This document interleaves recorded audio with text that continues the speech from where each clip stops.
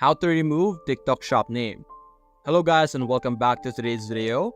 In today's video, we will be talking about how you will be able to modify your TikTok name by either removing it and changing it into something else. So first things first, open your Seller Center just like what we are seeing right now. And look over here on the left side. On the left side, this is where you will be able to see your different tools. So simply scroll down to the bottom until you see My Account section over here. So simply select that. And you have three options over here: seller profile, account setting, and link TikTok accounts.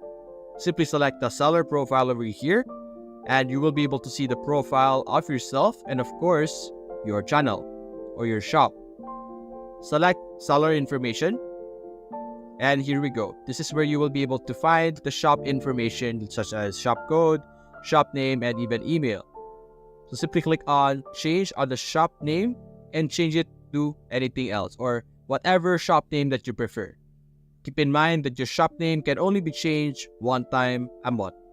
So if you accidentally change it into something else, you won't be able to touch or modify it for the next month.